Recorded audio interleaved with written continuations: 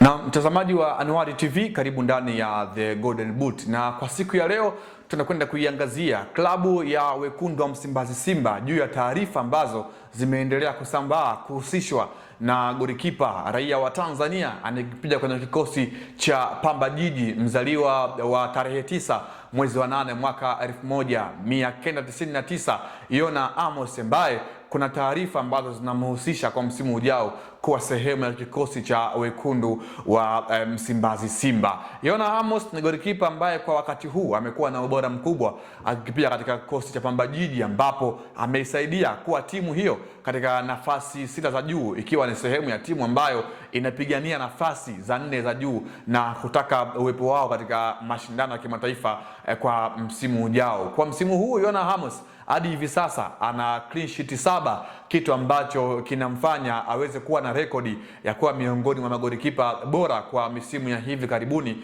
kwani kwa msimu uliopita wa mwaka 2024-2025 Yona Amos akiwa na Pamba Jiji alimaliza akiwa na clean sheet 11 nyuma ya Patrick Monthari ambaye alikuwa na clean sheet 12, kitu ambacho kikamfanya Yona Amos awe miongoni mwa magolikipa wa kizawa wenye ubora mkubwa kwa misimu miwili mfululizo, kwa maana msimu uliomalizika, lakini pia msimu huu ambao tunakwenda kuelekea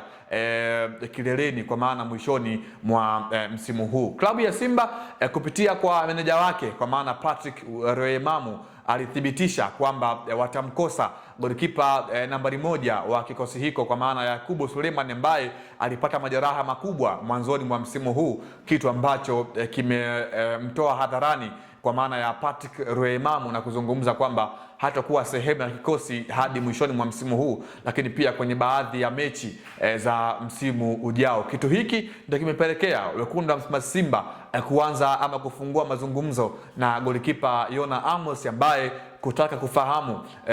uwezo wake wa kupatikana kwa msimu ujao kuwa sehemu ya kikosi cha wekundu wa Msimbazi Simba, mabingwa wa kombe la Muungano. Yona Amos ni golikipa wa kisasa ambaye ana umbile refu ambalo linampa ufanisi mkubwa katika upande wa kuketch mipira ya juu kwa maana ya cross, lakini pia ni golikipa ambaye ana uwezo mkubwa wa kutumia miguu, japokuwa sio kwa ubora mkubwa, lakini ni golikipa ambaye ana ule usasa kwa sehemu moja ama nyingine, kitu ambacho kimekuwa kinampa uwanda mpana Yona Amos kuitwa katika kikosi cha timu taifa Tanzania chini ya kocha Miguel Angel Gamondi. Na sifa yake kubwa kwa Yona Amos ni ubora mkubwa wa kutumia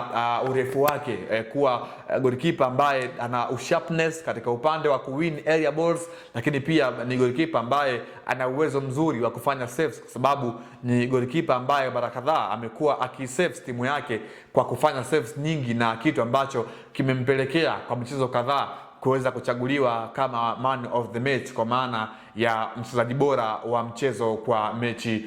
husika. Na ukija kuangalia Yona Amos kwa wakati huu ni golikipa wa kizawa ambaye ana ubora mkubwa, kwa sababu tukumbuke bodi ya ligi imeunda sheria mpya kwamba klabu moja ndani ya ligi hiyo hairuhusiwi kusajili wachezaji wawili wa kigeni, kitu ambacho klabu ya Simba wamekiangalia kwenye kikosi chao na kuona kwamba wana haja ya kumuongezea golikipa mwingine wa kizawa ambaye anaweza kwenda kuwa na ubora mkubwa na anaweza kwenda kuongeza msaada katika kikosi chao kuelekea msimu ujao wa ligi kuu soka Tanzania bara. Na maono yao yametua kwa golikipa Yona Amos katika kikosi cha Pamba Jiji. Na kwa taarifa nilizonazo kutokana na hichi ambacho kinaendelea kwamba Yona Amos anaweza asiwe sehemu ya mchezo wa Jumapili ambako Simba atakuwa akikipiga dhidi ya klabu ya Pamba Jiji, kitu ambacho kimewaingia hofu mabosi wa kikosi cha Pamba Jiji, wakihofia kwamba tayari kuna mahusiano ambayo wekundu wa Msimbazi Simba tayari wameshajenga, kama sio kuyaweka na golikipa huyo mzaliwa wa mwaka 1999 ambaye amekuwa na ubora mkubwa kwa siku za hivi karibuni. Kwa taarifa ni kwamba tayari klabu ya Simba imeshampatia pre-contract na tayari inasemekana kwamba atasaini mkataba wa miaka 2 ambao utamfanya aweze kuitumikia Simba hadi msimu wa mwaka 2028, mkataba ambao utampa uhuru nyota huyo wa kikosi cha Pamba kwa wakati huu aweze kuwa sehemu ya mabingwa hao wa kombe la Muungano mwaka huu 2026. Na ukija kuangalia kwenye kikosi cha Simba ni wazi kwamba wana uhitaji na golikipa aina ya Yona Amos, kwa sababu kwenye kikosi chao hadi hivi sasa wana walinda milango wawili, kwa maana ya Mahamadou Tanja Jibrila Kasali ambaye huyu ni raia wa kigeni, lakini pia yupo Hussein Abel ambaye huyu ni mzawa, lakini amekuwa hana ule ubora mkubwa, kitu ambacho kimekuwa kinamfanya akose nafasi ya kwanza kwenye kikosi cha mwalimu Steve Barker ambaye mara kadhaa amekuwa akimtumia golikipa Mahamadou Tanja Kasali kwenye zile game ambazo zina uhitaji. Kwa hiyo na Amos ni golikipa ambaye ana uzoefu mkubwa akiwa na Pamba, lakini nimezungumza hapa kwamba mara kadhaa amekuwa anapata ule ushiriki katika mashindano ya timu ya taifa akiwa na timu ya taifa ya Tanzania. Tulimshuhudia kwenye mashindano ya FIFA Series kule nchini Rwanda chini ya mwalimu Miguel Angel Gamondi, alipata nafasi, kitu ambacho kilimjengea uzoefu kwa sehemu moja ama nyingine na kuwa miongoni mwa magolikipa ambao wana ubora mkubwa na uzoefu kutokea kwenye kikosi cha